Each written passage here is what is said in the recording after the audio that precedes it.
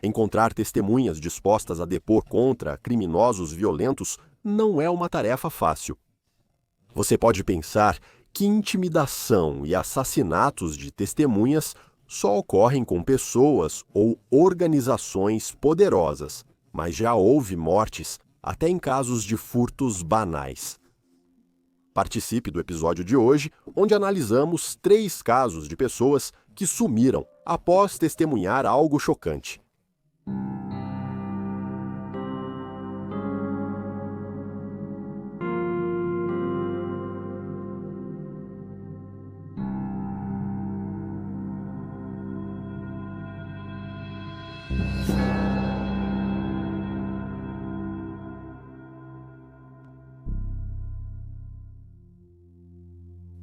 Angie Denise Tucker, de 33 anos, foi vista pela última vez às 23h30 de 3 de novembro de 2007, quando disse à mãe que sairia para comprar cigarros. No momento do seu desaparecimento, ela estava morando com seus 2 filhos na casa da mãe, na esquina da Apache Street com a Yale Avenue, em Tulsa, Oklahoma. Angie nunca voltou para casa naquela noite e não foi vista desde então. A mãe dela suspeitou imediatamente que algo estava errado. Angie era uma mãe dedicada e uma funcionária pontual e confiável. Ela não faltava ao trabalho sem avisar e, se estivesse longe dos filhos, gostava de ligar para saber como estavam. Para aumentar as suspeitas da família, apenas 1 mês antes de sumir, Angie acusou seu ex-namorado, Alan Shields, de estupro. Ela disse que, em 6 de outubro de 2007, acordou em seu apartamento e encontrou Shields dentro, após ele arrombar o local. Em seguida, ele a estuprou antes de fugir do local. Angie chamou a polícia imediatamente e Shields foi preso por invasão de domicílio e agressão sexual. Mãe de 2 filhos conseguiu ordem de restrição contra o ex. Shields negou as acusações de estupro e disse que ambos tiveram relações consensuais naquela manhã. Ele pagou a fiança e foi liberado no mesmo dia da prisão. Angie concordou em testemunhar contra ele no tribunal e deveria comparecer apenas algumas semanas após desaparecer. As acusações contra Shields foram finalmente retiradas, já que o caso desmoronou sem o depoimento de Angie como testemunha. Embora Shields seja considerado uma pessoa de interesse no caso de Angie, ele nunca foi nomeado como suspeito e sempre negou saber o que aconteceu com ela. Ele tem longa ficha criminal e histórico de violência contra mulheres. Em 2010, poucos anos após o sumiço de Angie, Shields foi acusado de 5 crimes graves ao ser encontrado na casa de outra ex-namorada com um kit de sequestro e assassinato, contendo arma de fogo, algemas, drogas, máscara, spray de pimenta e lenços desinfetantes. As acusações contra ele eram sequestro, agressão e roubo. De acordo com a polícia, Shields invadiu a casa e esperou por 13 horas até que sua ex-namorada voltasse para casa acompanhada de sua filha de 9 anos. Ele atacou sua ex, enquanto a filha dela ligava para os serviços de emergência. As autoridades acreditam que chegaram a tempo de impedir que a mulher fosse assassinada. No entanto, 4 dessas acusações foram retiradas devido à falta de provas. Em julho de 2010, Shields se declarou culpado de agressão e lesão corporal com arma perigosa e recebeu prisão domiciliar. Além do histórico de violência de Shields, ele foi acusado de conspiração para assassinar o empresário local Neil Sweeney. 4 pessoas, incluindo o irmão de Shields, um assassino condenado, foram ligadas ao caso e enfrentam acusações de conspiração para assassinato. Acredita-se que Neil Sweeney foi morto em um assassinato por encomenda. Shields acabou se tornando testemunha do Estado, testemunhando contra os outros 4 homens, e recebeu 10 anos de liberdade condicional por isso. Shields morreu em abril de 2011 após suicidar-se durante um confronto com as autoridades. Ele deveria comparecer ao tribunal no dia de sua morte, mas não apareceu. As autoridades logo descobriram que ele estava mantendo a jovem filha de sua ex-namorada como refém. Ela foi libertada sem ferimentos e Shields morreu por suicídio logo depois. Sem novas atualizações no caso de Andy nos últimos anos, ela segue desaparecida. As autoridades suspeitam que houve crime envolvido. Andy Tucker, 33 anos, foi vista pela última vez em 3 de novembro de 2007 em Tulsa, Oklahoma. Ela é uma mulher negra, de cabelo preto e olhos castanhos, com altura entre 1,65 e 1,68 metros e cerca de 70 quilos. Quando desapareceu, ela vestia camisa preta, calça capri jeans azul, jaqueta preta com logotipo do Centro Médico da Universidade Estadual de Oklahoma e sapatos pretos. Ela também tingiu recentemente o cabelo de borgonha. Andy tem um dente de ouro e uma leve mancada. Se souber algo sobre o desaparecimento de Andy, contate o Departamento de Polícia de Tulsa pelo 9185-969143. Kelsey Collins. Kelsey Collins desapareceu em Everett, Washington, aos 18 anos, em 2009. Ela era aluna da Mariner High School e tinha uma vida turbulenta. Os pais dela se divorciaram quando ela tinha 3 anos e o padrasto era violento com Sarah e as 4 crianças. Aos 7 anos, Sarah fugiu do estado com Kelsey e os irmãos, mudando de nome para evitar o padrasto. O padrasto deles acabou sendo condenado a 12 anos de prisão. Segundo Sarah, Kelsey, que tinha deficiência de aprendizagem e dificuldades na escola, fugia de casa desde a pré-adolescência. Ela faltava muito às aulas, tornou-se sexualmente ativa, usava drogas, álcool e chegou a vender substâncias ilícitas. Apesar de tudo, a família de Kelsey notou que ela mantinha contato regular e buscava ajuda quando precisava. O pior foi quando Kelsey, aos 16 anos, começou a namorar um homem mais velho. No início, ele era atencioso, dava presentes caros e a levava a jantares luxuosos, mas poucos meses após começarem a namorar, revelou a ela uma maneira de ganhar muito dinheiro: ingressar no trabalho sexual. Embora Kelsey não quisesse se envolver, ela acabou se prostituindo nas ruas do condado de King, e ela não era a única, pois estava cercada por outras adolescentes que também estavam sendo exploradas e agenciadas por homens mais velhos. Ela também era conhecida por ter trabalhado em Portland, Oregon, em algum momento, e foi presa pela primeira vez aos 16 anos. Sarah acabou descobrindo o que ela estava fazendo e a confrontou, alarmada com os hematomas no corpo da filha, que ela acreditava serem resultado de espancamentos pelos cafetões, mas Kelsey negou, alegando que seus ferimentos eram resultado de um acidente. A família de Kelsey a viu pela última vez às 17h30 de 9 de maio de 2009, quando ela saiu para visitar um namorado em Seattle, Washington. Ela planejava ir de transporte público, deixando quase tudo para trás e levando só celular, MP3 identidade, escova de cabelo e um pouco de dinheiro. Não se sabe se Kelsey chegou a Seattle, mas ela nunca retornou a Everett e sua família nunca mais teve notícias dela. Sarah disse à imprensa: "Ela sempre me ligava, mesmo quando estava com problemas. Eu era quem ela ligava primeiro." Nos meses antes de sumir, Kelsey aceitou testemunhar contra seu cafetão, Donico Tyrell Johnson, incentivada pela mãe. Johnson e Lisa Miles foram acusados de tráfico sexual interestadual de menor. Mesmo assim, Kelsey permaneceu no trabalho sexual e foi presa novamente em abril de 2009, pouco antes de ir ao tribunal. Apesar de ter ido à audiência e tudo parecer bem, ela sumiu semanas depois. Como Kelsey não pôde ser chamada ao tribunal por ter desaparecido, o caso contra Donico Johnson e Lisa Miles foi arquivado em março de 2010 por falta de provas. 3 meses depois, Johnson se declarou culpado de tráfico de menor em outro caso com uma criança de 14 anos. Ele foi condenado a 15 anos de prisão. Miles também foi acusado, mas fez acordo judicial e recebeu liberdade condicional.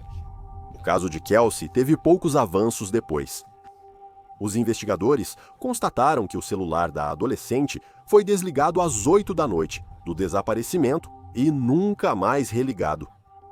A família acredita que testemunhar contra Johnson e Miles colocou-a em perigo e que seu desaparecimento está ligado ao processo judicial, embora isso não esteja claro.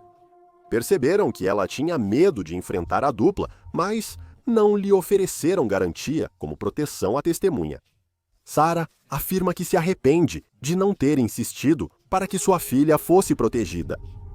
Dominique Hicks, irmã mais velha de Kelsey, disse que eles tinham responsabilidade moral e ética com minha irmã ao pedir que ela testemunhasse contra um cafetão no tribunal. O que mais dói é que ela foi usada de um jeito que provavelmente lhe custou a vida. Como você pode pedir para essas garotas fazerem o que fazem e depois simplesmente mandá-las embora? Johnson e Miles nunca foram acusados em conexão com o desaparecimento de Kelsey, nem foram nomeados como suspeitos ou pessoas de interesse. Kelsey Collins, 18 anos, foi vista pela última vez em 9 de maio de 2009 em Everett, Washington, ao sair de casa para visitar o namorado em Seattle. Ela é descrita como uma mulher multirracial, de descendência branca, negra, indígena e ou americana, com cabelo castanho claro e olhos verdes. O cabelo dela é cacheado, mas costuma usá-lo liso.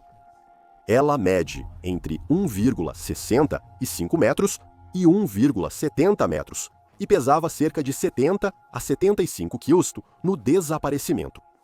Ela possui cicatriz cirúrgica de 5 a 7 centímetros abaixo das costelas, outra no abdômen inferior e uma de cerca de 5 centímetros na mão esquerda e dedo indicador. Ela tem lóbulos furados e piercing de pedrinha na narina direita. Ela pode usar o nome Emily, que é seu nome do meio, e era seu nome legal, antes de mudar de nome, quando tinha 7 anos de idade. Quando sumiu, Kelsey usava jeans azul, tênis preto, camiseta rosa e jaqueta esportiva ecológica branca, preta e vermelha. Ela carregava uma pequena bolsa preta. Se você tiver qualquer informação sobre o desaparecimento de Kelsey, pode entrar em contato com o Departamento de Polícia de Everett pelo número 425-257-840.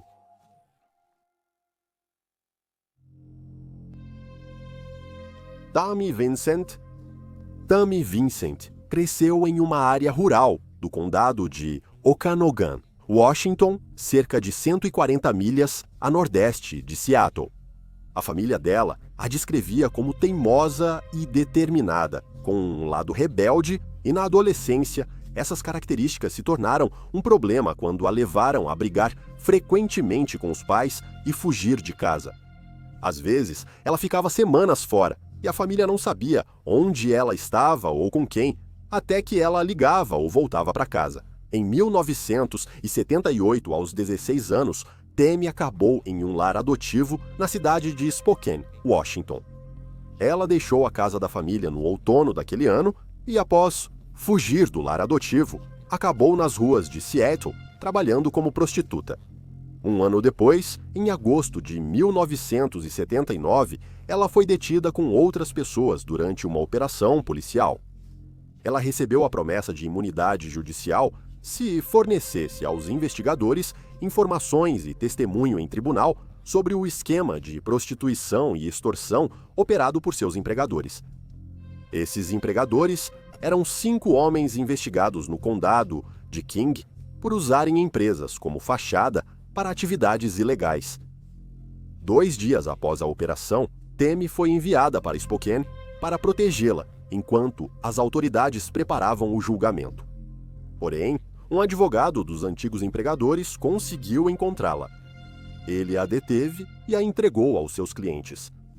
Tammy foi vista pela última vez em 10 de setembro de 1979 em Seattle, ao entrar em um Lincoln Continental prateado de um de seus empregadores. Ela foi pega em um motel no quarteirão 19.200 da Aurora Avenue North. Um dia depois, a papelada foi assinada, o que obrigaria Tammy a testemunhar no tribunal como testemunha material. Mas a jovem de 17 anos nunca apareceu. A família dela lembra que a última vez que a viram foi no verão, no início daquele ano. Ela havia chegado à casa da família em um veículo dirigido por outra pessoa e ligou para eles pouco tempo depois de sair, parecendo angustiada. A família disse que Tammy afirmou estar em perigo e queria voltar para casa. Eles nunca mais souberam dela. 2 semanas após seu desaparecimento, em 26 de setembro de 1979, um grupo encontrou de um corpo em uma praia em Black's Pasture, Tiburon, Califórnia. Os legistas que chegaram ao local tiveram dificuldade em identificar o corpo devido aos graves danos causados por queimaduras, observando que era de uma jovem usando uma camisa preta, calças bege e salto alto. Seu rosto era irreconhecível e o cabelo queimado. Especialistas conseguiram posteriormente determinar a cor dos olhos, a altura e o peso dela. Pelo estado do corpo, nunca identificaram como Tammy e ela ficou desconhecida por décadas. Os investigadores só começaram a buscar seu verdadeiro nome em 2002. Os restos mortais foram exumados para uma análise mais aprofundada, e o Centro Nacional para Crianças Desaparecidas e Exploradas conseguiu criar uma imagem composta a partir do crânio dela. Mas 5 anos se passaram antes que uma identificação positiva fosse feita, usando o DNA da mãe e da irmã de Tammy, confirmando que aquela era a ente querida que elas haviam perdido há tanto tempo. A morte de Tammy foi extremamente violenta. Ela foi encontrada com um cascalho incrustado na pele do rosto, sugerindo que havia sido derrubada no chão, no estacionamento perto da praia onde foi encontrada. O assassino, então, atacou a jovem de 17 anos com uma pequena ferramenta pontiaguda, infligindo 43 facadas em seu corpo, principalmente ao redor do peito e das costas, enquanto ela tentava escapar. Ela foi então coberta com tinta e acetona e incendiada. O rosto dela foi queimado além do reconhecimento. Apesar de ter sido incendiada, Tammy estava, surpreendentemente, ainda viva na hora e conseguiu correr cerca de 6 metros pela praia antes de desabar. O assassino dela finalmente a matou com um tiro na nuca. Pouco progresso foi feito no caso do assassinato de Tammy, apesar das conexões óbvias que ela tinha com alguns homens muito suspeitos, violentos e criminosos no estado de Washington. Durante a investigação, as autoridades conseguiram encontrar uma testemunha que se lembrou de ter visto uma fogueira na praia em Black's Pasture em algum momento depois das 3 da manhã. Eles viram uma van azul deixando o local por volta do mesmo horário. Muitas evidências ficaram na praia, como 2 recipientes de acetona, uma lata de tinta preta e um isqueiro. Não se sabe se vestígios de DNA ou impressões digitais foram recuperados ou se ainda existem para testes modernos. A bala que matou Tammy foi localizada. Também foi encontrado um recibo da Woolworths, em São Francisco, listando compras como latas de tinta e solvente. Os investigadores acreditam que, após ser recolhida por um empregador, Tammy foi levada à Califórnia e colocada para trabalhar em São Francisco. Um funcionário de uma loja Woolworths, perto do Teatro Palace, onde Tammy teria trabalhado antes de morrer, disse ter visto uma garota parecida com ela na noite anterior ao assassinato. Ela estava com um homem branco que usava um terno esporte branco. Antes de ser identificada, Tammy foi enterrada sem identificação no Valley Memorial Park, em Novato, Califórnia, em 12 de dezembro de 1979. Após ser identificada, ela foi cremada e suas cinzas levadas de avião à família por um investigador do caso. A família e amigos fizeram um funeral privado. Um dos homens para quem Tammy acreditava ter trabalhado era Joe Wiley Brown, posteriormente condenado junto com um ex-policial por acusações federais de extorsão, prostituição, incêndio criminoso e agiotagem. Infelizmente, o caso de Tammy continua sem solução. E aí estão os fatos. Comente abaixo suas teorias e especulações e não esqueça de curtir e se inscrever para apoiar o canal. Obrigado por assistir. Fique atento Fique seguro e até a próxima.